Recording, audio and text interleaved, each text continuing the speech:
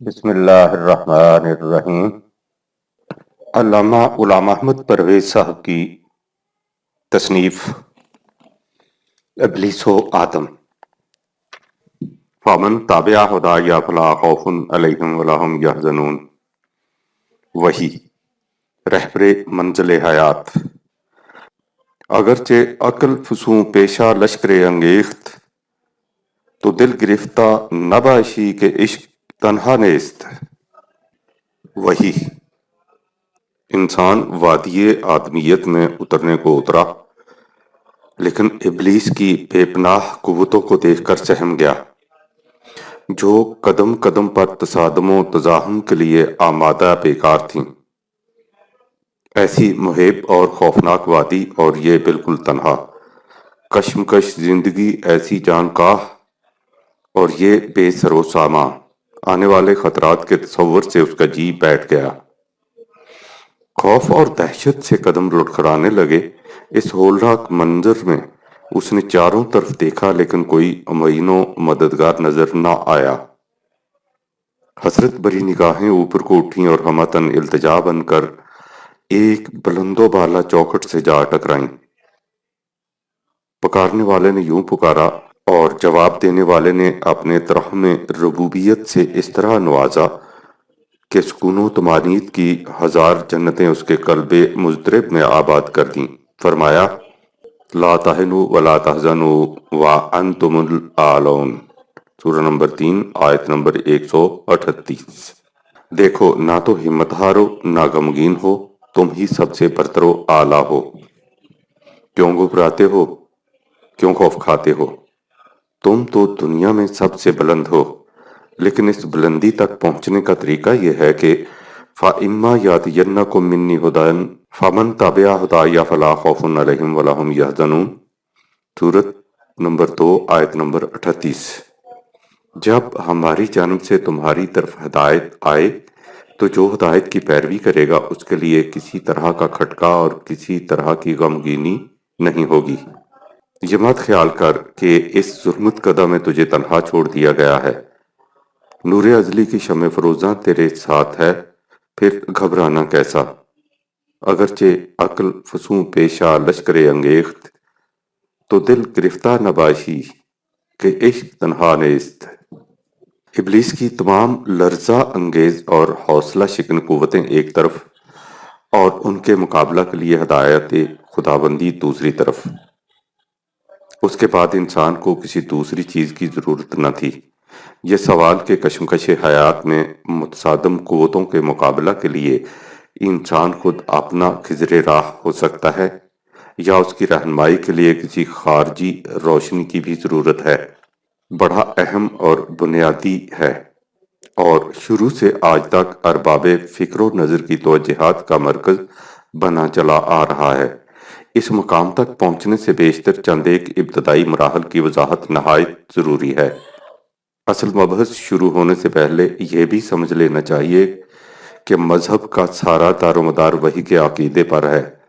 اس میں شبہ نہیں کہ خدا کا ماننا ایک حقیقت کا اعتراف ہے، لیکن جس مقصد عظیم کے لیے خدا پر ایمان ضروری ہے، وہ وحی کے ذریعے ہی پورا ہوتا ہے، اس لیے کہ ہدایت خداوندی وحی کے توسط ہی سے ملتی ہے، اور یہی وہ ہدایت ہے جس سے انسان قوانین الہیہ کے تابع زندگی بسر کر کے شرف انسانیت کی تکمیل کر سکتا ہے۔ لہٰذا جس شخص کا صحیح معنوں میں خدا پر ایمان ہے، اس کے لیے وحی کا ماننا بھی ضروری ہے۔ حقیقت یہ ہے کہ ہمارا اور خدا کا تعلق ہی وحی کے ذریعے قائم ہے۔ اگر وحی نہ ہو تو ہم جان ہی نہیں سکتے کہ خدا کیا ہے اور اس کا انسانوں کے ساتھ واسطہ کیا ہے۔ یہی وجہ ہے کہ ہم سے خدا کی معرفت پہچاننے کا مطالبہ نہیں، مطالبہ اس کی نازل کردہ وحی کی مدد سے اس پر ایمان لانے کا ہے۔ وحی کے معنی ہے وہ قانون یا ضابطہ جس کے مطابق انسانوں کو زندگی بسر کرنا چاہیے۔ یہ ضابطہ یا قانون عقل انسانی کا پیدا یا تجویز کردہ نہیں، بلکہ انسانی عقل سے ماوراء خود خدا کی طرف سے ملا ہے۔ مشکل یہ ہے کہ مغربی تعلیم نے ہماری ذہنیت کو اس درجہ محسوسات کی چار دیواری میں محبوس کر دیا ہے کہ وہ مادہ سے آگے کسی اور دنیا کو بمشکل تسلیم کرتی ہے۔ 19ویں صدی کے اخیر تک کائنات کے متعلق مغرب کے سائنسدانوں کا تصور میکانیکی تھا، جس میں ماورائے مادہ کسی عقیدے کی گنجائش نہ تھی۔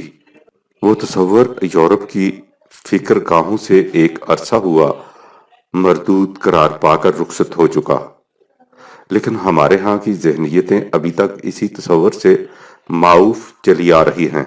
لہٰذا یہ ضروری ہے کہ ان کی تسکین خاطر کے لیے یورپ کے مفکرین اور ارباب سائنس کی جدید تحقیقات و نظریات کو سامنے لا کر دیکھا جائے کہ وہی پر ایمان خلاف علم و بصیرت تو نہیں۔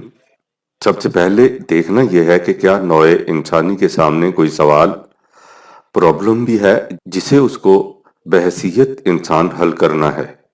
یہ ظاہر ہے کہ کسی دوسری نوع کے سامنے ایسا کوئی سوال نہیں۔ سلسلہ ارتقاء میں انسان سے نچلی کڑی حیوانات کی ہے۔ ان کی زندگی محض طبعی زندگی، فزیکل لائف ہے، جس کی ضروریات و داعیات کی تسکین ان کا مقصود حیات ہے، اور ان کی دنیا میں یہ سب کچھ میکانیکی طور پر ہوتا رہتا ہے۔ جب کھانے پینے کو مل گیا، یا زیادہ سے زیادہ یہ کہ پیش پا افتادہ خطرات سے حفاظت و صیانت کا اطمینان ہو گیا، تو تمام مسائل حیات حل ہو گئے۔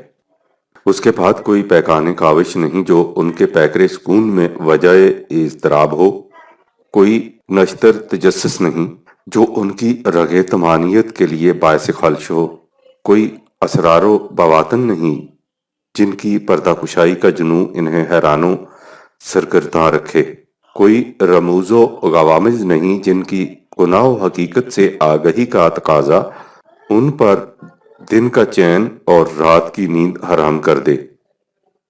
لیکن کیا انسان کی بھی یہی کیفیت ہے؟ کیا اس کے دوائر حیات بھی محض کھانے پینے اور سو رہنے تک محدود ہیں؟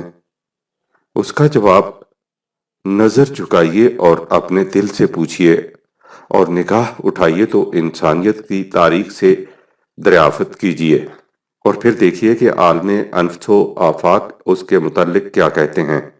اس میں شبہ نہیں کہ انسانی زندگی کا ایک حصہ اسی طرح طبعی قوانین کے تابع ہے جس طرح حیوانات کا۔ اس سطح تک انسان کی زندگی حیوانات کی سطح کی زندگی ہے، لیکن جیسا کہ انسان کے عنوان میں لکھا جا چکا ہے، انسان کی زندگی حیوانی سطح پر ہی نہیں، اس سے بلند بھی ہے۔ یہ سطح انسانی زندگی کی سطح ہے۔ حیوانی سطح تک تو اس کے سامنے بھی کوئی سوال نہیں ہوتا، لیکن جو ہی یہ حیوانی سطح سے ابھر کر انسانی زندگی میں پہنچتا ہے، اس کی دنیا میں ایک حیرت انگیز انقلاب واقع ہو جاتا ہے۔ یہاں پہنچ کر اس کی تسکین محض عام کھانے سے نہیں ہو جاتی، بلکہ اس کے بعد یہ پیڑ گننے کی بھی کوشش کرتا ہے، کیا ہے، کیوں ہے، کیسے ہے اور کیسے ہونا چاہیے، کہ معمے رہ رہ کر اس کے دل میں کھٹک پیدا کرتے ہیں۔ قصہ آدم پر ایک بار پھر نگاہ ڈالیے، یہ حقیقت نکھر کر سامنے آ جائے گی۔ اس کی ابتدائی زندگی جو ہنوز خلش تجسس سے لذت آشنا نہ ہوئی تھی، اتنی ہی تھی کہ وَقُلْنَا يَا آدَمُ اسْكُنْ أَنْتَ وَزَوْجُكَ الْجَنَّةَ وَكُلَا مِنْهَا رَغَدًا حَيْثُ شِئْتُمَا، سورہ نمبر 2 آیت 35۔ اور ہم نے کہا کہ اے آدم، تو اور تیری بیوی اس جنت میں رہو، اور اس جنت میں جہاں سے چاہو جی بھر کر کھاؤ پیو۔ گویا اس عہد طفولیت میں زندگی کے تقاضے خورد و نوش سے آگے کچھ نہ تھے۔ یہ آدم کے آب و گل کا زمانہ تھا، یہ محض گندھا ہوا خمیر تھا جو ہنوز انسانی پیکر میں متشکل نہیں ہوا تھا۔ یہ اس کی آرزوؤں کا بچپن تھا، نہ دل میں کوئی کانٹا تھا، نہ اس کانٹے کی کھٹک، نہ درد تھا، نہ درد کی کسک۔ لیکن عہد شباب میں پہنچ کر بچپن کے کھلونے کس طرح جی بہلا سکتے تھے؟ اب تقاضوں کی دنیا نرالی تھی، آرزوؤں کا عالم جداگانہ تھا۔ اب رہ رہ کر جی چاہتا تھا کہ عروس حقیقت بے نقاب سامنے آ جائے، تاکہ حسن اپنی انتہائی بے باکیوں اور رعنائیوں کے ساتھ جلوہ ریز ہو۔ آپ نوع انسانی کی تاریخ پر نگاہ ڈالیے، ہر زمانہ اور ہر ملک میں انسان کسی لاینحل مسئلہ کی تلاش میں سرگرداں دکھائی دے گا۔ رموز فطرت کی اقطاع کشائیوں میں اس کے ذہن کی تگ و تاز، امور عالم کے سمجھنے اور سلجھانے میں اس کے فکر کی جد و جہد، ہر شے میں غور و تدبر، ہر چیز میں تفکر و تفحص، گاہ اپنے ماحول سے جنگ و پیکار، گاہ ستاروں کی دنیا سے چشم کو ستیز، کبھی ان سے بھی آگے فضا کی لامحدود پہنائیوں میں کھو جانے کی آرزو، کبھی خود اپنے دل کی دنیا میں کسی نامعلوم مدعا کے حصول کی تڑپ، غرضے کے جہان فکر و نظر میں اس کا جہد مسلسل اور تب و تاب پہم اس خلش و کاوش کا آئینہ دار ہے جو کسی سوال کے حل کے لیے اس کے دل و دماغ کی دنیا میں حشر بپا کیے ہوئے ہے۔ وہ سوال کیا ہے؟ دیکھنا یہ ہے کہ وہ سوال کیا ہے۔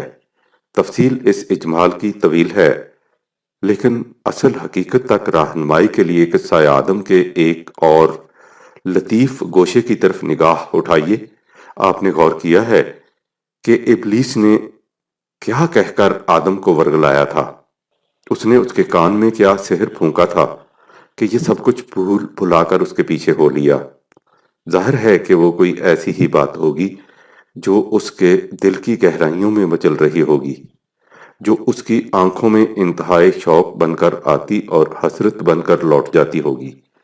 ابلیس نے اس کے اسی وفور شوق کو، اضطراب کو بھانپ کر اس کے اس کمزور پہلو سے فائدہ اٹھایا اور آنکھوں ہی آنکھوں میں کہہ دیا کہ آؤ تم جس چیز کی تلاش میں ہو تمہیں اس کا سراغ بتاؤں۔ انسان کی آرزو کیا تھی؟ ابلیس نے کیا کہہ کر اسے اپنے پیچھے لگا لیا تھا؟ قرآن کریم نے اسے 2 لفظوں میں بیان کر دیا ہے۔ سورہ طٰہٰ میں ہے، قَالَ يَا آدَمُ هَلْ أَدُلُّكَ عَلَىٰ شَجَرَةِ الْخُلْدِ وَمُلْكٍ لَا يَبْلَىٰ۔ سورہ 20 آیت نمبر 120۔ ابلیس نے کہا، اے آدم، کیا میں تجھے ہمیشگی کے درخت کا پتہ نشان دوں اور ایک ایسی بادشاہت کا جو فنا پذیر نہ ہو؟ غور فرمایا آپ نے کہ قلب انسانی کی یہ آرزو کیا تھی؟ بقائے دوام اور حیات جاویداں۔ انسان ہمیشہ زندہ رہنا چاہتا ہے۔ حیات جاوید کی خواہش اس کے دل کی گہرائیوں میں ہے۔ یہی ہے وہ سوال جو روز اول سے اس کے سامنے ہے۔ یہی ہے وہ معمہ جس کے حل کی تلاش نے اسے یوں لال بر آتش بنا رکھا ہے۔ ابلیس کے متعلق ہم دیکھ چکے ہیں کہ وہ عقل بے باک کا مظہر ہے۔ اس کے دعوی انکار کا مدار اس منطقی توجیہ پر تھا کہ انا خیر منہ خلقتنی من نار و خلقتہ من طین۔ سورہ نمبر 7 آیت 12۔ میں آدم سے بہتر ہوں، مجھے تو نے آگ سے پیدا کیا اور اسے مٹی سے، اس لیے میں اسے سجدہ کیوں کروں؟ اور اپنے اس منطقی استدلال کو ایسا حرف آخر سمجھ لیا کہ جس نے اسے آگ سے اور اسے مٹی سے پیدا کیا تھا، اپنے استدلال کے مقابلہ میں اس کی حکمت کی بھی کوئی حیثیت نہ سمجھی۔ اسی کا نام عقل بے باک ہے۔ انسان کے دل میں حیات جاوید اور بقائے دوام کی خواہش بجا اور درست، لیکن اس کے حصول کا جو ذریعہ عقل بے باک نے بتایا وہ یکسر غلط اور گمراہ کن تھا، اور اس کا نتیجہ حبوط و تنزل۔ اس نے جو کچھ بتایا تھا قرآن کریم نے ایک لفظ میں اس کی طرف اشارہ کر دیا ہے، فَبَدَتْ لَهُمَا سَوَآتُهُمَا۔ سورہ 20 آیت 121۔ یعنی اس سے انسان کا جنسی شعور بیدار ہو گیا۔ ابلیس نے اس کے کان میں یہ زہر پھونکا کہ حیات جاوید افزائش نسل کے ذریعے حاصل کی جا سکتی ہے۔ مرنے والا باپ اپنی زندگی کا تسلسل اپنے بیٹے کے آئینہ حیات میں دیکھتا ہے۔ وہ خوش خوش مرتا ہے کہ میرا اور میرے خاندان کا نام دنیا میں باقی ہے، میرا چراغ روشن ہے، میرے شجرے زندگی کی شاخ آگے بڑھ رہی ہے۔ اس سے اسے اطمینان ہو جاتا ہے کہ میں ہمیشہ زندہ رہوں گا۔ وہ اس سے حیات جاوید کی خواہش کی تسکین حاصل کر لیتا ہے، لیکن قرآن کریم کہتا ہے کہ یہ ابلیس کا فریب ہے، یہ عقل بے باک کا دھوکہ ہے۔ اسے حیات جاوید سمجھنا حبوط و تنزل ہے۔ اگر یہی حیات جاوید ہے تو یہ حیوانات کی ہر اس نوع کو حاصل ہے جس نے ناموافق مادی حالات کا مقابلہ کر کے اپنی نسل کو آگے بڑھانے کی صلاحیت پیدا کر لی۔ تفصیل انسان کے عنوان میں گزر چکی ہے۔ گائے، بھینس، بھیڑ، بکری، اونٹ، گھوڑا اس دنیا میں شاید انسان سے بھی پہلے سے موجود ہیں، اور ان کی نسل برابر آگے بڑھتی جا رہی ہے۔ اس قسم کی حیات جاوید کا تو مطلب یہ ہے کہ انسان اور حیوان میں کچھ فرق ہی نہیں، بلکہ ایک حیثیت سے انسان درجۂ حیوانات سے بھی گر جاتا ہے، کیونکہ افزائش نسل سے یہ خود اپنے دشمن پیدا کرتا جاتا ہے۔ ایک فرد دوسرے فرد کی جان کا لاگو، ایک قوم دوسری قوم کے مٹانے کی فکر میں بعضکم لبعض عدو 2/36 مختلف افراد میں ایسی وجز ٹھک جاتی ہیں۔ عدو کے یہی معنی ہیں جن سے ایک فرد دوسرے فرد سے الگ ہو جاتا ہے، جس سے انسان کی عالمگیر برادری ٹکڑے ٹکڑے ہو جاتی ہے۔ علاوہ بری نسل کے ذریعے حیات جاوید کے تصور کا مفہوم یہ ہے کہ انسان حیوانی ارتقاء کے میکانیکی عمل ہی کی ایک کڑی ہے، اور اس کی زندگی فقط طبعی زندگی فزیکل لائف ہے، لہٰذا اس کے سامنے مسئلہ صرف اس قدر ہے کہ طبعی حوائج و ضروریات کو کس طرح پورا کیا جائے اور اس میں دیگر افراد و اقوام سے کس طرح مسابقت و منافست حاصل کی جائے۔ ظاہر ہے کہ یہ مسئلہ چونکہ عالم طبیعیات سے متعلق ہے، اس لیے اس کا حل بھی علم محسوسات یعنی دنیائے عقل کے دائرہ کے اندر ہے۔ لہٰذا انسانی مسئلہ کو صرف اس قدر ماننے والے نہ انسانی زندگی کو طبعی زندگی سے زیادہ کچھ مانتے ہیں، اور نہ اس کے لیے عقل انسانی کے علاوہ کسی اور روشنی کی رہنمائی کی ضرورت کے قائل ہیں۔ آج کی اصطلاح میں اس روش فکر و اسلوب حیات کا نام مادہ پرستی سمجھ لیجئے۔ اس کے برعکس خالق کائنات نے بتایا کہ یہ غلط تصور ہے۔ انسان کو جو فنا ہو جانے کا خوف اور مٹ جانے کا غم ستا رہا ہے، اس کا علاج علم محسوسات عقل کے بس کی بات نہیں، اس لیے کہ انسان طبیعت و محسوسات کے ماورا کچھ اور بھی ہے۔ اس کے لیے ضروری ہے کہ یہ راز حیات سے آگاہ ہو، یہ حقیقت کا ادراک کر سکے، یہ اس سر عظیم کو سمجھ لے کہ زندگی اپنے طول و عرض دونوں میں ایک غیر منقطع وحدت انڈویزیبل یونٹی ہے۔ طول میں اس طرح کہ زندگی کی جوئے رواں مرنے کے بعد بھی مسلسل جاری رہتی ہے، اور عرض میں اس طرح کے تمام نوع انسانی کی تخلیق اور نشو و نما ایک فرد واحد کی طرح ہوتی ہے، لیکن ان امور کا پالینا عقل انسانی کے بس کی بات نہیں۔ اس کے لیے ایک خارجی روشنی کی اسی طرح ضرورت ہے جس طرح آنکھ کے لیے سورج کی روشنی کی۔ ظاہر ہے کہ یہ نہج فکر اس انداز نگاہ سے بالکل مختلف ہے جو زندگی کو محض حیوانی سطح پر دیکھتی ہے۔ یہ دونوں اسالیب فکر دو الگ الگ بنیادیں ہیں جن پر دو مختلف تہذیبوں کی عمارت اٹھتی ہے۔ یہ ظاہر ہے کہ کسی نظام فکر و تمدن پر غور کرنے سے بیشتر یہ ضروری ہوتا ہے کہ اس اساس و بنیاد کو دیکھا جائے جس پر وہ نظام قائم ہے، جو نظام انسان کی طبعی زندگی ہی کو منتہا و مقصود سمجھے۔ اس کے نتائج عالم طبیعیات میں کتنے ہی درخشندہ و تابناک کیوں نہ ہوں، اس گروہ کے لیے کبھی وجہ اطمینان نہیں ہو سکتا، اور جو انسان کو اس کے طبعی پیکر سے کچھ ماورا بھی سمجھتا ہے، اور جس کا مقصود یہ ہے کہ انسان کی طبعی اور ماورا طبعی دونوں زندگیاں سربلند و شاداب ہونی چاہیے۔ سوال ہمارے سامنے یہ ہے کہ کیا انسان محض پیکر آب و گل ہی کا نام ہے، یا اس سے ماورا کچھ اور بھی ہے؟ اور کیا راز حیات و ادراک حقیقت یعنی انسان کا اپنی اور کائنات کی حقیقت کو سمجھ لینا تنہا عقل انسانی کے لیے ممکن ہے؟ آئندہ صفحات میں اسی اجمال کی تفصیل اور اسی سوال کا حل پیش کرنے کی کوشش کی جائے گی۔ وما توفیقی الا باللہ العلی العظیم۔ آئندہ صفحات میں راز حیات اور ادراک حقیقت کی اصطلاحات اسی مفہوم کے لیے استعمال ہوئی ہیں۔ علم الاشیاء۔ انسان کے شرف و مجد کا راز علم میں ہے، لہٰذا علم ہی وہ ذریعہ ہو سکتا ہے جس سے اسے حقیقت کی آگہی حاصل ہو۔ لیکن سوال یہ ہے کہ وہ کون سا علم ہے جس سے یہ امکان واقعہ کی صورت اختیار کر سکتا ہے۔ علم کی دنیا پر نگاہ ڈالیے تو سب سے پہلے ہمارے سامنے محسوسات کا علم آتا ہے۔ یہی وہ علم ہے جسے قصہ آدم میں علم الاسماء سے تعبیر کیا گیا ہے۔ جیسا کہ ذرا آگے چل کر معلوم ہوگا، اسماء کا لفظ ایسا جامع ہے کہ محسوسات و تصورات کی پوری دنیا اس کے اندر سمٹ کر آ جاتی ہے۔ محسوسات کی دنیا میں کسی شے کا علم ممکن نہیں جب تک اس کا تصور آپ کے ذہن میں نہ آ جائے، اور کسی چیز کا تصور ممکن نہیں جب تک اس کا نام نہ رکھ دیا جائے۔ اس لیے علم الاسماء یا علم الاشیاء در حقیقت تصوراتی علم، کانسیپچول نالج ہے۔ اس سے انسان کائنات کے محسوس و مرئی پہلو کے متعلق آگہی حاصل کر سکتا ہے۔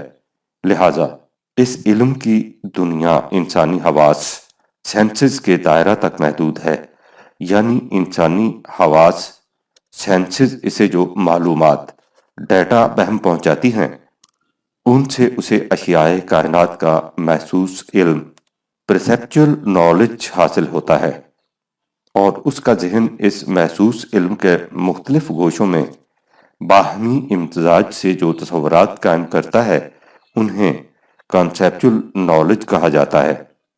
انسان کے لیے یہ علم بھی کچھ کم شرف و مزیت کا موجب نہیں۔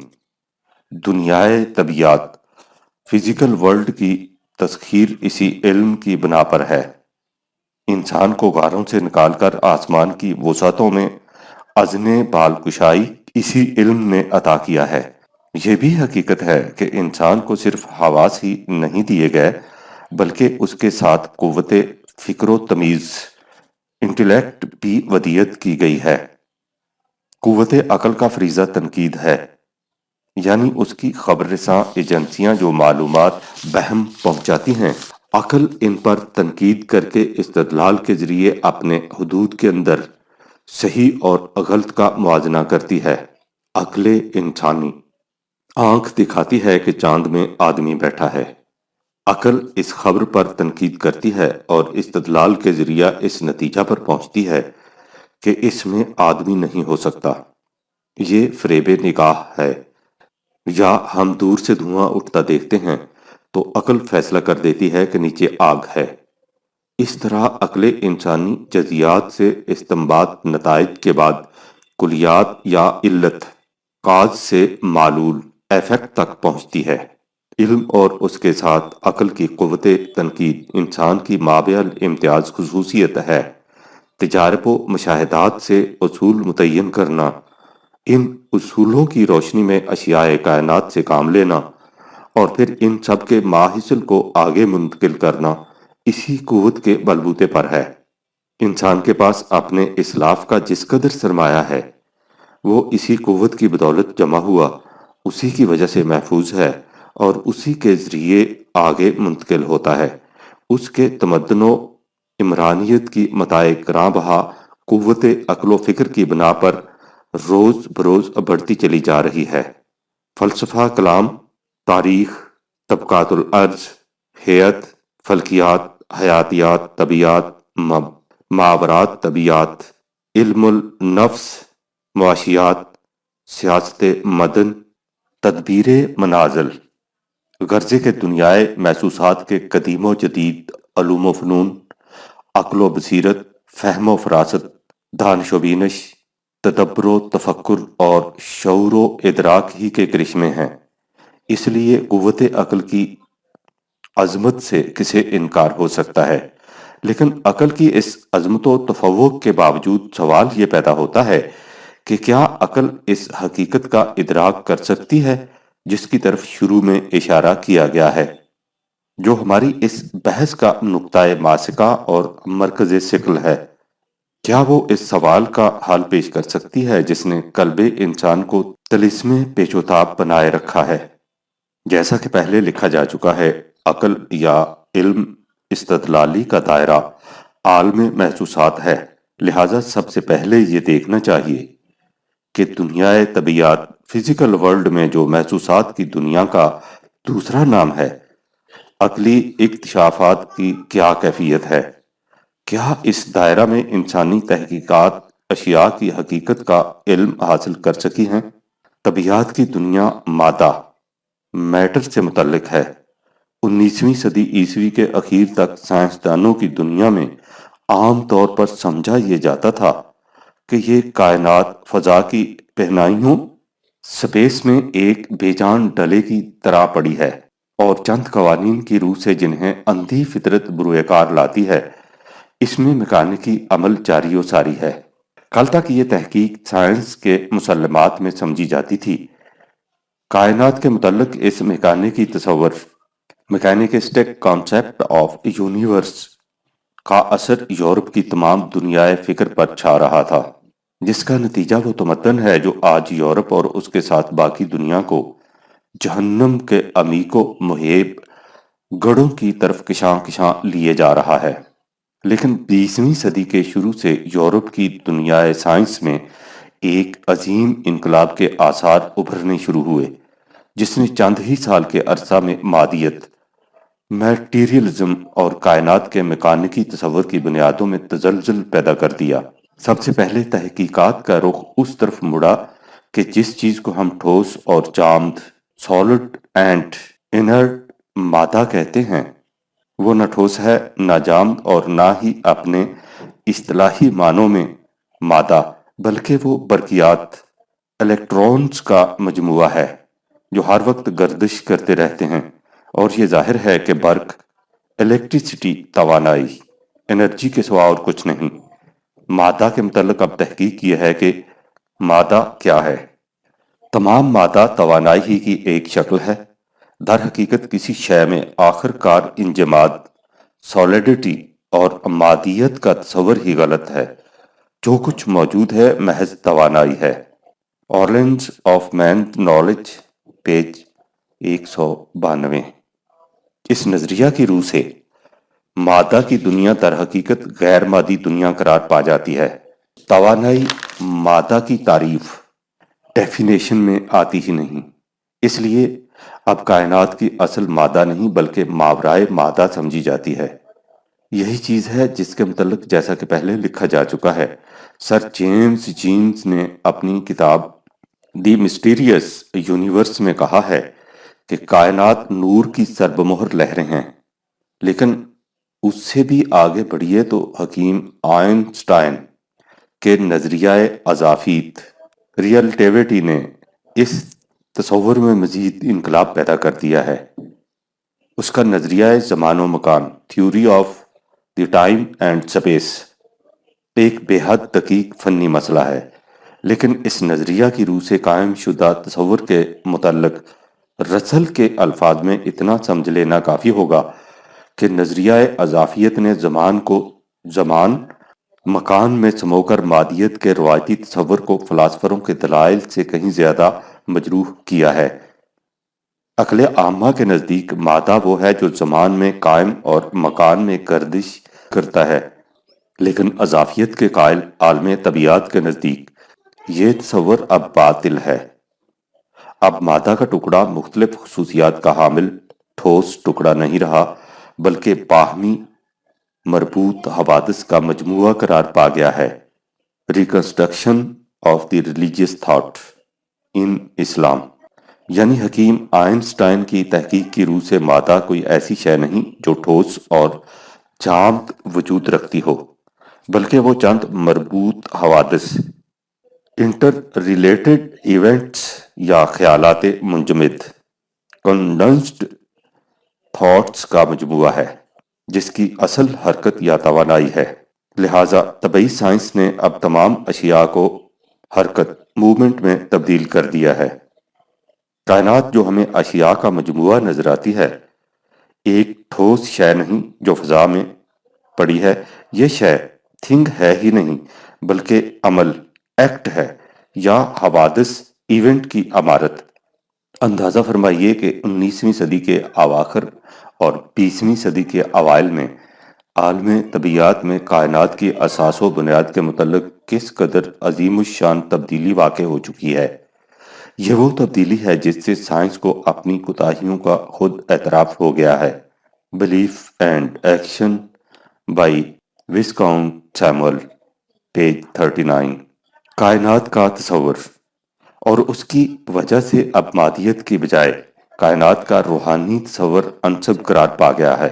لہٰذا وہی سائنس جو 19ویں صدی کے اخیر تک کائنات کے مکانیکی تصور سے یورپ کی دنیا کو خالص مادیت کی طرف لیے جا رہی تھی، اب اپنی ہی تحقیقات کی روح سے ماورا مادیت یعنی کائنات کے روحانی تصور کی طرف لیے آ رہی ہے۔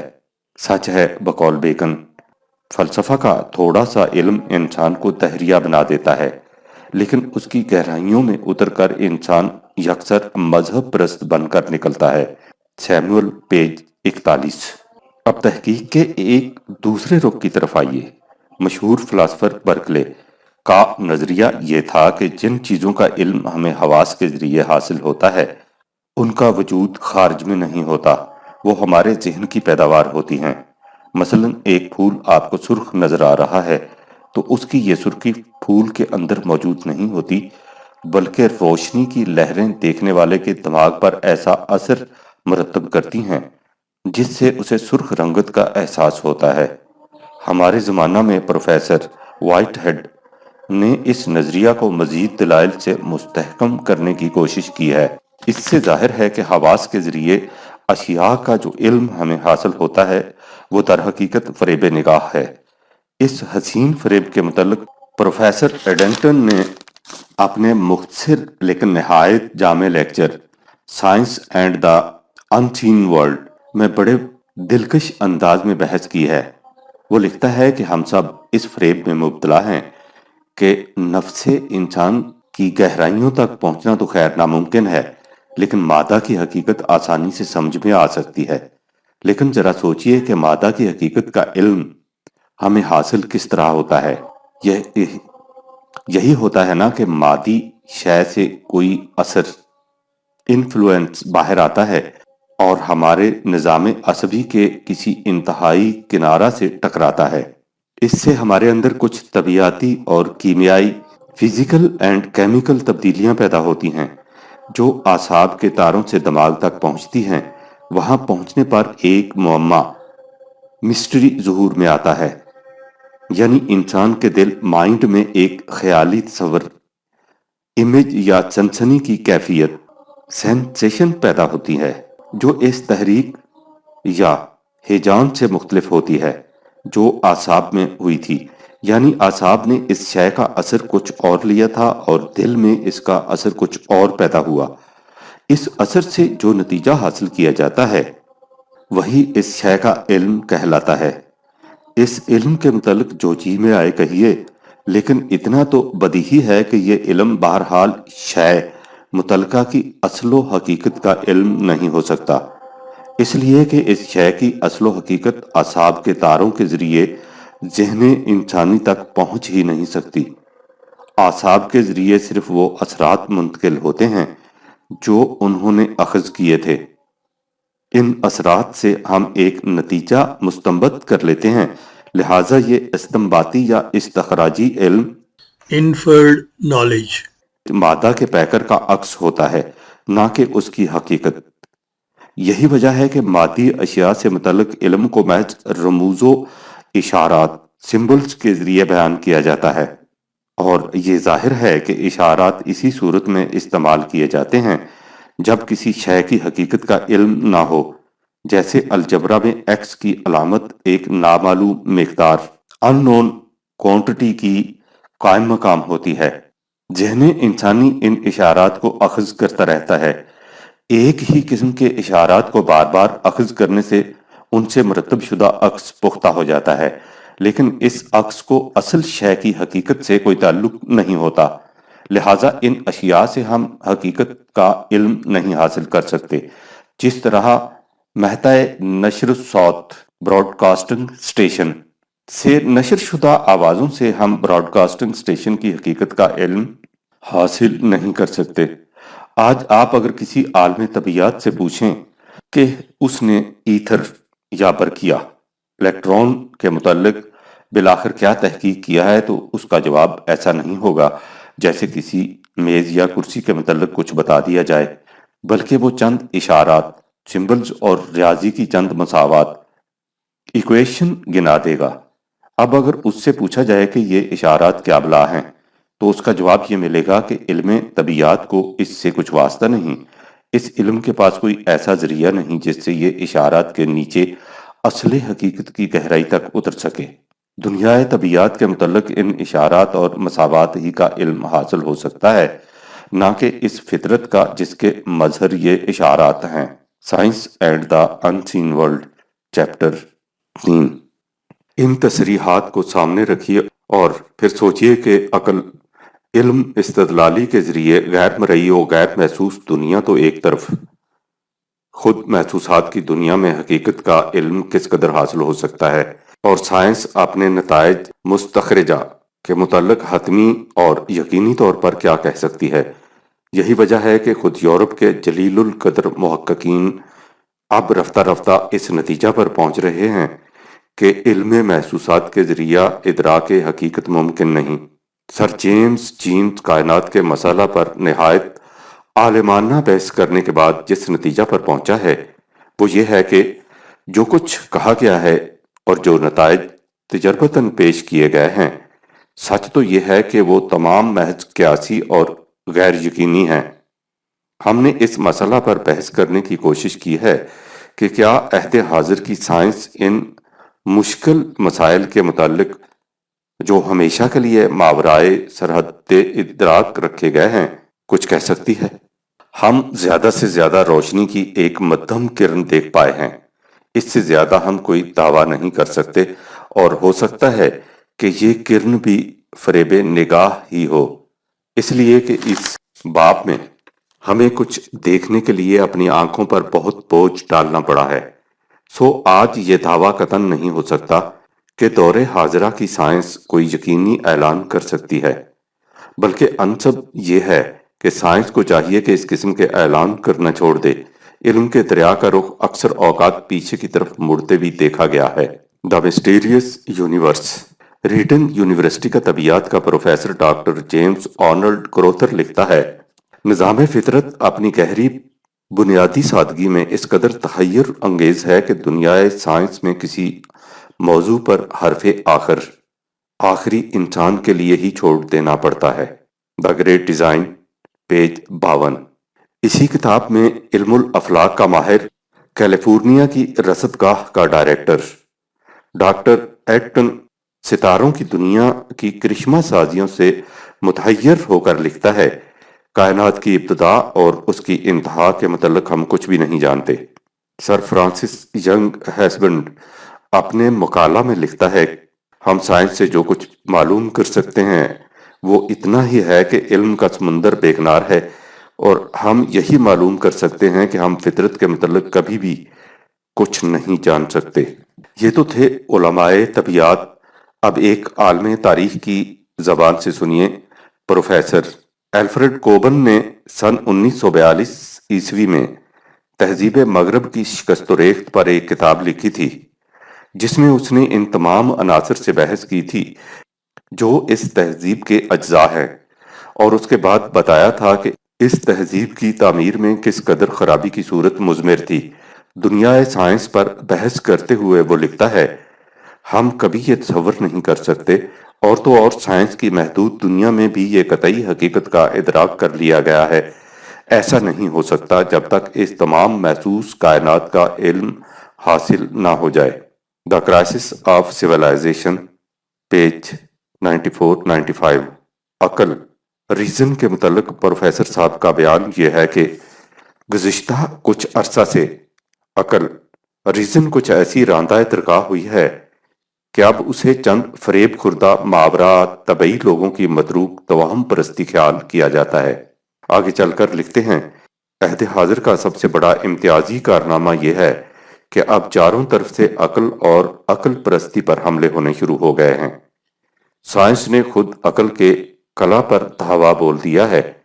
جدید ریاضیات کے انکشاف نے کائنات کے معمہ کو پھر سے اجاگر کر دیا ہے۔ علاوہ بریں علم النفس کے ماہرین نے دنیا کے علم میں ایک نئے باب کا اضافہ کیا ہے، جس کی روح سے عقل کو اب نفس انسانی کی کائنات میں وحید تو ایک طرف کوئی ممتاز مقام بھی حاصل نہیں ہو سکتا۔ قانون عقل پر سب سے آخری اور کاری ضرب علم تصورات آئیڈیالوجی کے تجزیہ نے لگائی ہے۔ جیسا کہ ڈاکٹر کارل مینم نے ثابت کیا ہے، مفکرین دور حاضرہ اب رفتہ رفتہ اس حقیقت سے آشنا ہو رہے ہیں کہ تصورات آئیڈیاز کو اس معاشری اور تاریخی پس منظر سے کبھی الگ نہیں کیا جا سکتا جن میں وہ موجود ہوں۔ یہ ہے اس عقل کی حقیقت جس کی ابھی 4 دن پہلے یورپ میں پرستش ہو رہی تھی، اور جس سے مروب ہو کر مشرق کا ذہنی غلام کسی ماورا عقل نظریہ کو ارباب دانش و بینش کے سامنے پیش کرنے یا اس پر ایمان کے اظہار سے شرماتا تھا۔ آج انہی پرستاروں نے خود اپنے ہاتھوں اس بت کے ٹکڑے کر دیے ہیں۔ لیکن ہماری غلامانہ ذہنیت کی یہ کیفیت ہے کہ ان پریشان ٹکڑوں کو ایک ایک کر کے اکٹھا کرتے پھر رہے ہیں تاکہ انہیں جوڑ کر اس بت کو پھر سے کعبہ دل میں بٹھا لیں۔ سچ ہے، وفاداری بشرط استواری اصل ایمان ہے۔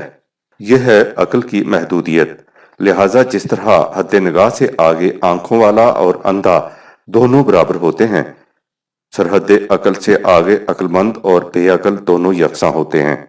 اس مقام پر اس حقیقت کا بیان کر دینا ضروری ہے کہ جو کچھ عقل یا علم استدلالی کے متعلق اوپر لکھا گیا ہے، اس سے عقل کی تنقیص یا تحقیر مقصود نہیں ہے۔ اس سے مفہوم صرف اتنا ہے کہ عقل کا دائرہ اپنا ہے اور ادراک حقیقت اس کے بس کی چیز نہیں۔ نیز یہ کہ دنیائے طبیعات میں جو کچھ ابھی کل تک عین مطابق عقل سمجھا جاتا تھا، آج کی عقل خود اس کی تقلید کر رہی ہے۔ حقیقت یہ ہے کہ جیسا کہ گزشتہ صفحات میں ہم دیکھ چکے ہیں، عقل کا مدار کلی اس علم پر ہے جو حواس کے ذریعے مرتب ہوتا ہے، اور حواس عدلتے بدلتے رہتے ہیں۔ اس لیے اس بنیاد پر استوار عمارت بھی غیر متبدل نہیں ہو سکتی۔ اقبال کے الفاظ میں فروغ دانش ما از قیاسست، قیاس ما ز تقدیر حواسست، جو حس دیگر شد این عالم دگر شد، سکون و سیر و کیف و کم دگر شد۔ خلاف عقل کا مفہوم۔ یہیں سے ہم ضمناً اس سوال تک بھی پہنچ جاتے ہیں کہ جس چیز کو عام طور پر خلاف عقل کہا جاتا ہے، اس سے مراد کیا ہوتی ہے۔ سب سے پہلے ایک فرد کی عقل کو لیجئے۔ بچپن میں اس کی عقل کچھ اور ہے، جوانی کے عالم میں کچھ اور ایام پختگی میں اس سے الگ، اور بڑھاپے میں ان سب سے جدا۔ جس بات کو ایک شخص بچپن میں عین مطابق عقل خیال کرتا ہے، 10 برس بعد ان کھلونوں پر خود ہی ہنستا ہے۔ جن نظریات زندگی کو وہ عالم شباب میں عین تقاضائے عقل خیال کرتا ہے، ذرا پختگی کو پہنچ کر ان پر خود ہی نادم ہوتا ہے۔ بڑھاپے میں پہنچ کر کیفیت ہی بدل جاتی ہے۔ وہ ساری دنیا کو بے عقل سمجھتا ہے اور دنیا خود اس پر ہنستی ہے۔ وَمَن تُعَمِّرْهُ نُنَكِّسْهُ فِي الْخَلْقِ أَفَلَا يَعْقِلُونَ، سورہ نمبر 36 آیت 68۔ جسے ہم طویل عمر دیتے ہیں اسے نگونسار کر دیا کرتے ہیں، کیا یہ لوگ پھر بھی نہیں سمجھتے؟ ایک طرف زمانہ کے امیال و عواطف بدل چکے ہوتے ہیں، دوسری طرف اس کی قوت حافظہ کا یہ حال ہوتا ہے کہ جو کچھ پہلے سے جانتا ہے اسے بھی بھول چکتا ہے۔ وَاللَّهُ خَلَقَكُمْ ثُمَّ يَتَوَفَّاكُمْ وَمِنْكُمْ مَنْ يُرَدُّ إِلَىٰ أَرْذَلِ الْعُمُرِ لِكَيْ لَا يَعْلَمُ بَعْدَ عِلْمٍ شَيْئًا إِنَّ اللَّهَ عَلِيمٌ قَدِيرٌ، سورہ نمبر 16 آیت 70، نیز سورہ 22 آیت 5۔ اور اللہ ہی نے تمہیں پیدا کیا، پھر وہی ہے جو تمہاری زندگی پوری کر دیتا ہے، اور تم میں سے کوئی ایسا بھی ہوتا ہے جو بڑھاپے کی نکمی عمر تک پہنچ جاتا ہے کہ ذہن و عقل کی سمجھ بوجھ رکھنے کے بعد پھر نادان ہو جائے۔ بے شک اللہ سب کچھ جاننے والا، ہر بات کی قدرت رکھنے والا ہے۔ ان حالات میں کہیے کہ جب کوئی شخص کسی چیز کے متعلق کہتا ہے کہ یہ خلاف عقل ہے تو اس سے کیا سمجھا جائے؟ یہ تو خلاف عقل کا سوال ہے۔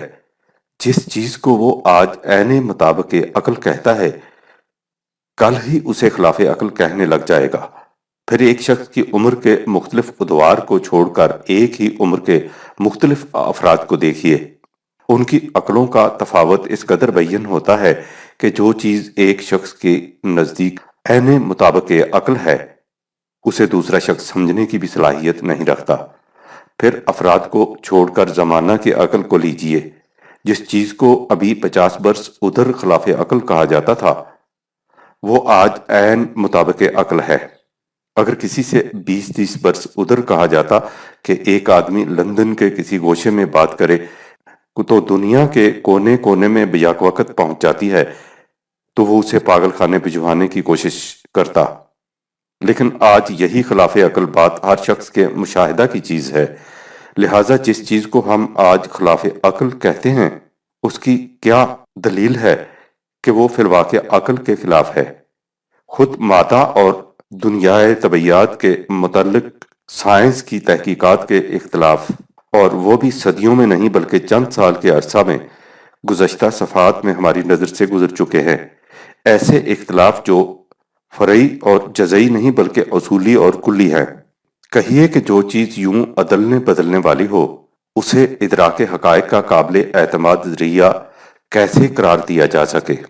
لہٰذا عقل و فکر کو چھوڑ کر کسی بات کو اندھا دھند مان لینا خلاف شرف انسانیت ہے۔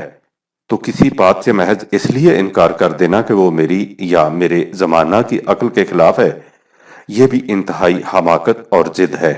قرآن کریم نے سورہ یونس کی 2 جلیل القدر آیات میں ان دونوں گروہوں کا ذکر نہایت دل آویز اور بصیرت افروز انداز میں فرمایا ہے۔ پہلے اس گروہ کا ذکر کیا جو عقل و فکر سے کام نہیں لیتا اور محض ظن و تخمین کی اتباع کرتا ہے۔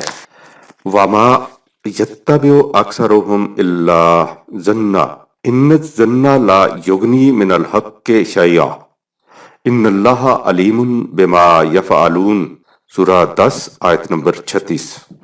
اور ان لوگوں میں زیادہ تر ایسے ہیں جو صرف وہم و گمان کی باتوں پر چلتے ہیں، اور یہ حقیقت ہے کہ حق کے مقابلے میں ظن و گمان کچھ کام نہیں دے سکتا۔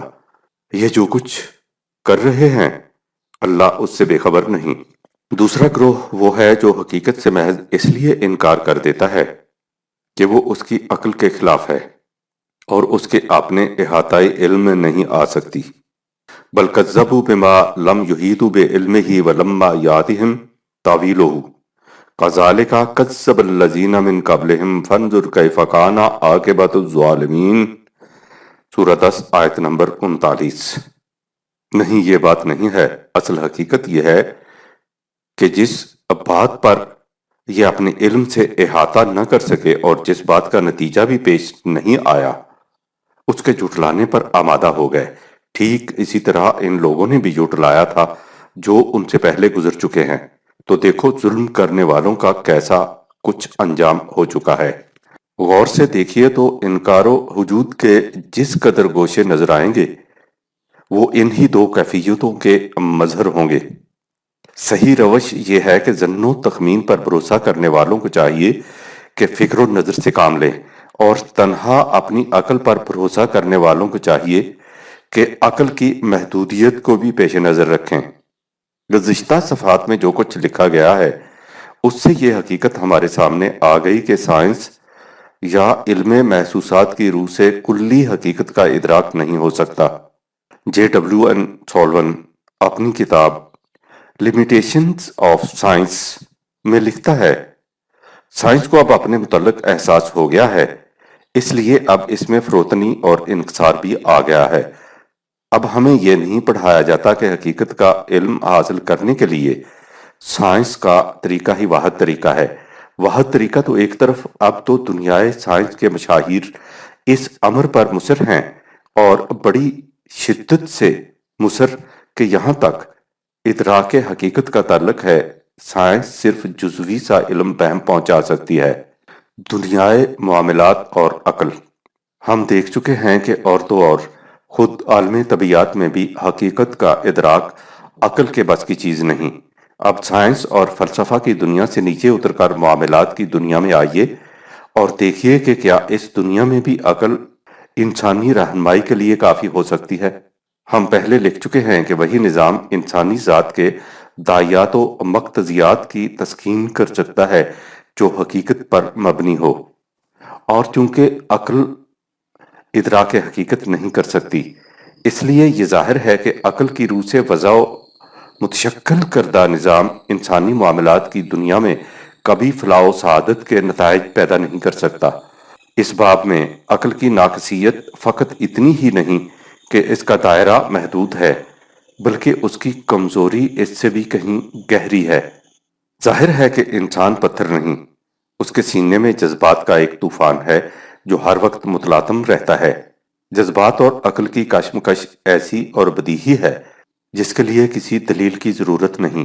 جب جذبات مثلا غصہ، حسد، انتقام یا دوسری طرف جذبہ محبت انسان پر غالب آ جاتے ہیں تو وہ کر بیٹھتا ہے جس پر طوفان جذبات کے فرو ہونے پر خود ہی نادم ہوتا ہے، اور اتنا نقصان اٹھاتا ہے کہ بعض اوقات اس کا عمر بھر افسوس رہتا ہے۔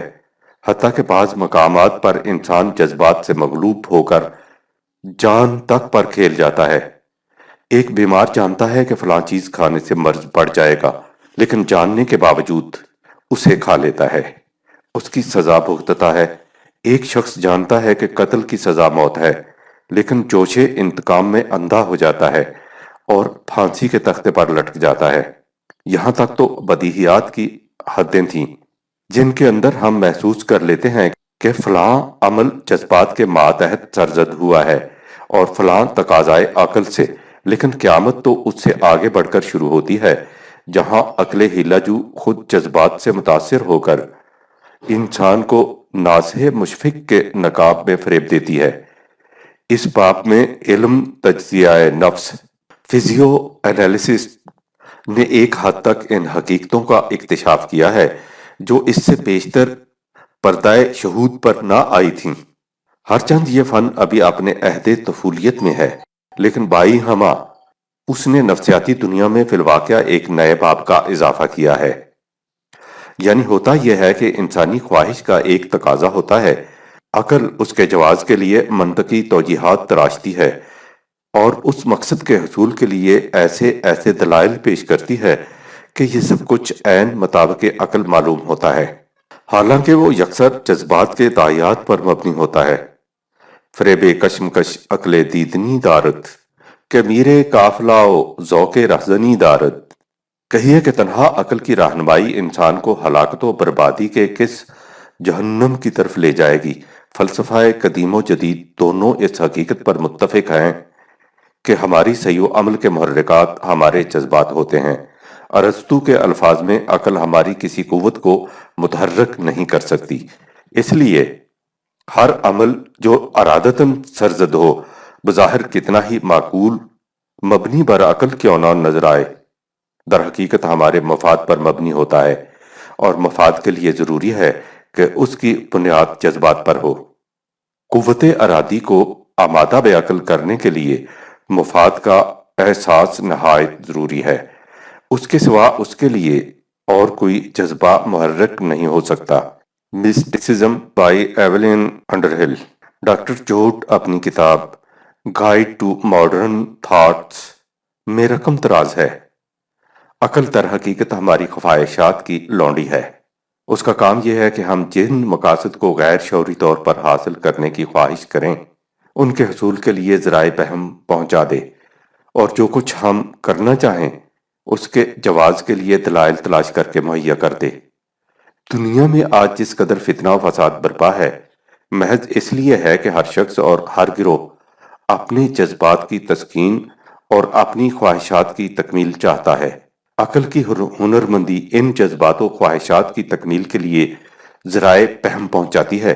اب مختلف عقول کی جنگ، بیٹل آف وٹس شروع ہو جاتی ہے۔ ہر شخص کی یہ کوشش ہوتی ہے کہ دوسرے کو بیوقوف بنا کر اپنا الو سیدھا کرے۔ دکاندار اس کوشش میں ہوتا ہے کہ اپنی عقل کے زور پر گاہک کو بیوقوف بنا کر روپیہ کی چیز سوا میں بیچے، اور گاہک اس کوشش میں کہ اپنی عقل کے زور پر دکاندار کو بیوقوف بنا کر 12 آنے میں خرید لائے۔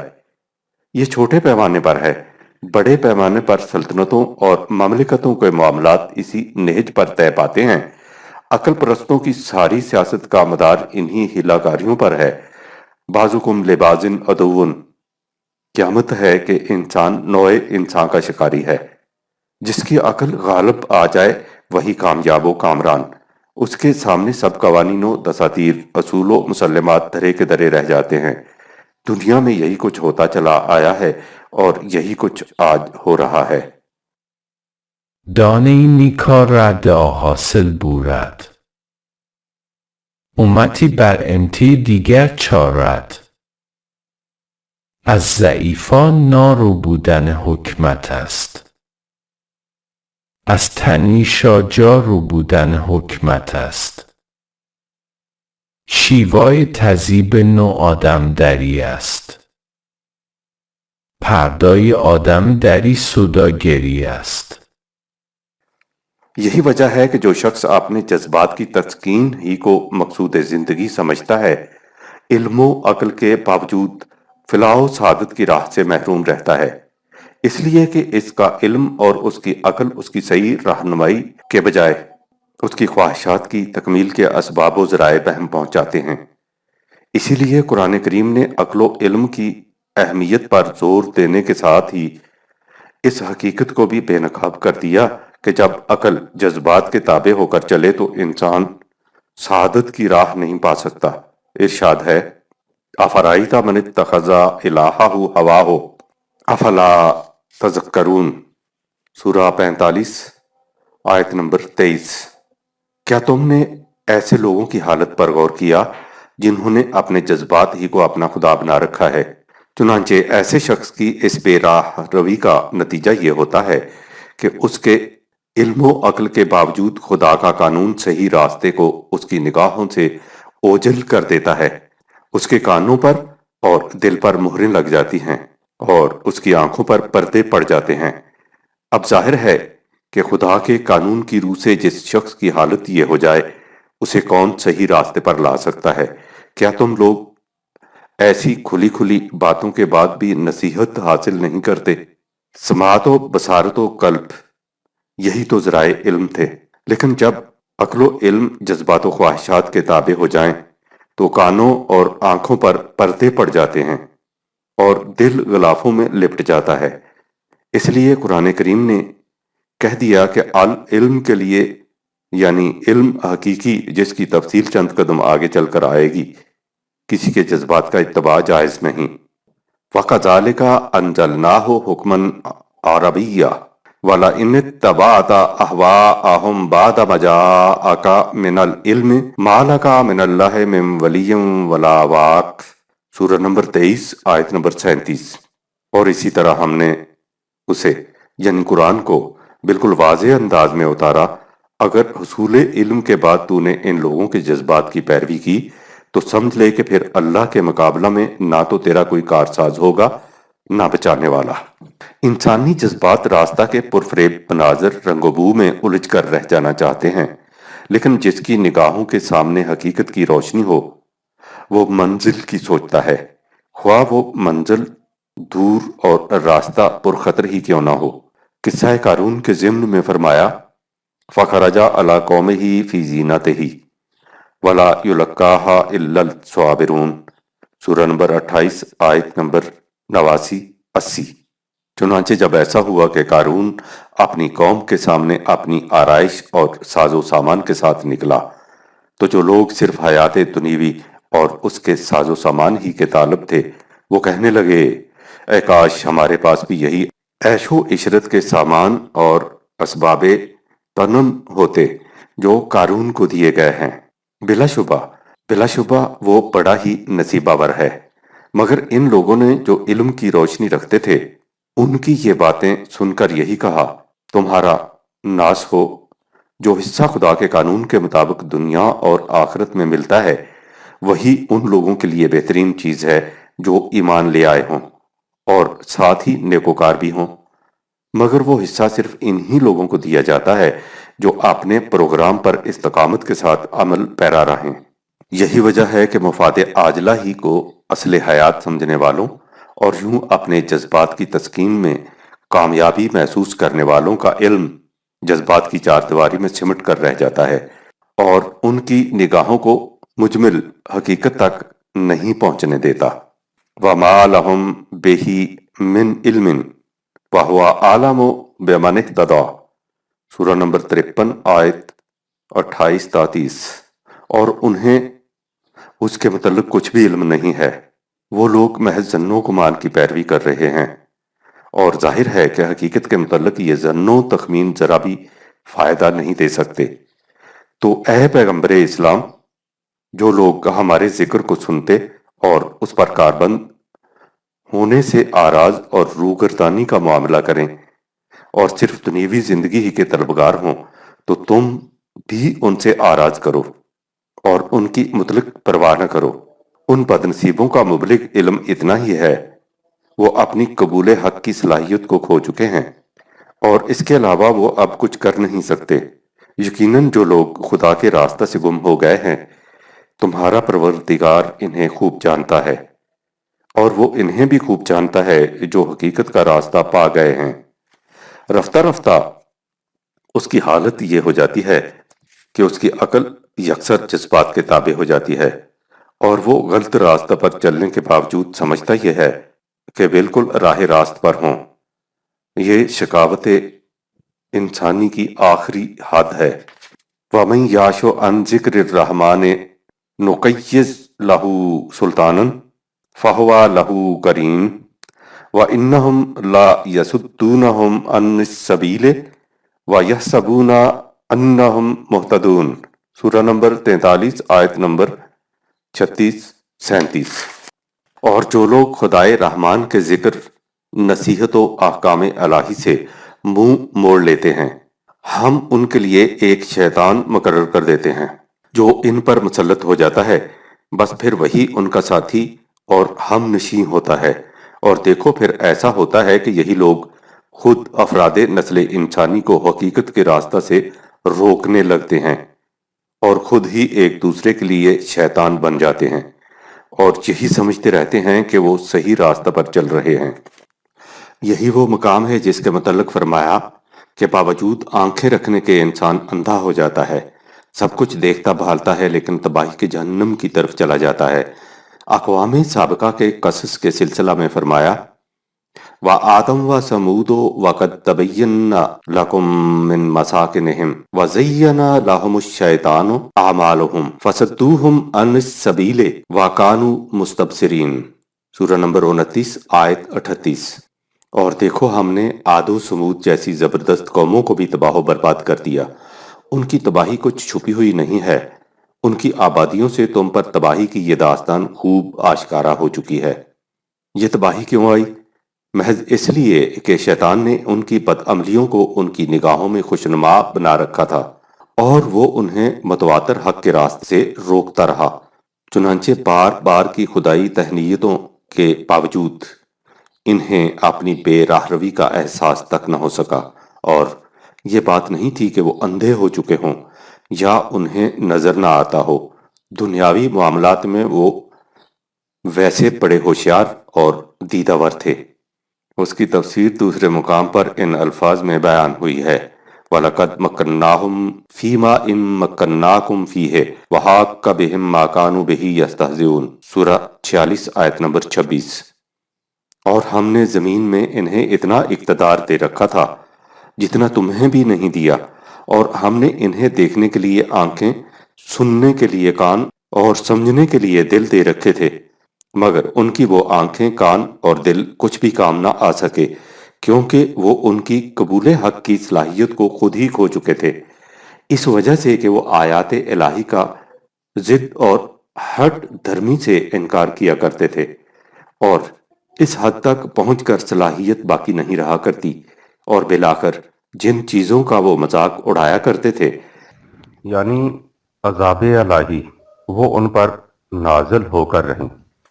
اور اگر آپ کے نزدیک عاد و سمود کی یہ داستانیں اتنی پرانی ہیں کہ ان کا اثر زائل ہو چکا ہے، تو خود اپنی آنکھوں کے سامنے یورپ کے مستبصرین کی حالت کو دیکھ لیجئے، کس طرح وہ خود اور ان کے ساتھ پوری دنیا ہلاکت میں گر چکی ہے، اور باوجود آنکھیں رکھنے کے کوئی نجات کی راہ دکھائی نہیں دیتی۔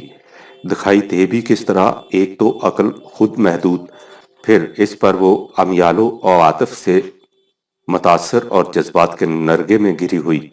یہی وجہ ہے کہ انسان کی نگاہ محض سطح پر رہتی ہے، معاملات کی گہرائی تک نہیں اتر سکتی۔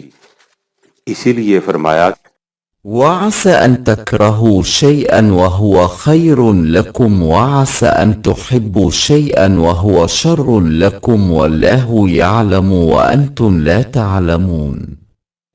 سورہ 2 آیت نمبر 216۔ بہت ممکن ہے ایک بات کو تم برا سمجھتے ہو اور وہ تمہارے حق میں بہتر ہو، اور ایک بات تمہیں اچھی لگتی ہو اور اسی میں تمہارے لیے برائی ہو، پس اپنے جذبات کی پسندیدگی اور ناپسندیدگی کی بنا پر اعمال کی اچھائی برائی کا فیصلہ نہ کرو۔ اللہ جانتا ہے کہ تمہارے لیے کس ناگواری میں خوشگواری اور کس پسندیدگی میں ناپسندیدگی ہے، مگر تم نہیں جانتے۔ عقل کی یہی کوتاہ دامنی ہے جس کی بنا پر انسان ان چیزوں کی آرزو کرتا رہتا ہے جو در حقیقت اس کے لیے مضر ہوتی ہیں۔ وَيَدُ الْإِنسَانُ بِالشَّرِّ دُعَاءَهُ بِالْخَيْرِ وَكَانَ الْإِنسَانُ عَجُولًا۔ سورہ 17 آیت نمبر 11، نیز سورہ 21 آیت نمبر 37۔ اور جس طرح انسان اپنے لیے بھلائی کی دعائیں مانگتا ہے، اسی طرح بسا اوقات برائی بھی مانگنے لگتا ہے، اگرچہ نہیں جانتا کہ یہ اس کے لیے برائی ہے، اور حقیقت یہ ہے کہ انسان بڑا ہی جلد باز ہے۔ انسان کی اس کمزوری پر پھر غور کیجئے کہ وَكَانَ الْإِنسَانُ عَجُولًا، یہ بڑا جلد باز واقع ہوا ہے۔ ادھر ایک چیز سامنے آئی اور ادھر اس کے جذبات نے اسے نہایت حسین و دلکش نقاب اڑا کر اس کی نگاہوں کو فریب دیا۔ اس نے عقل سے پوچھا اور عقل نے جذبات کے غلام ہونے کی حیثیت سے فوراً ایک منطقی توجیہ اس کے جواز میں تراش دی۔ بس پھر کیا تھا؟ اس مقصد کے حصول کے لیے لہو پانی ایک کر دیا، گویا اس کی تمام زندگی کا دار و مدار اسی مقصد کے حصول میں مضمر ہے، اور کبھی خیال نہ کیا کہ ان فریب نگاہ پردوں کے پیچھے بھی جھانک کر دیکھ لیا جائے کہ ان میں چھپا کیا ہے۔ سچ ہے، کان الانسان عجولا، بقول علامہ اقبال، آدمی اندر جہان خیر و شر، کم شناست نفع خود را از ضرر، کس نداند زشت و خوب کار چیست، جاتا ہے ہموار و نا ہموار چیست۔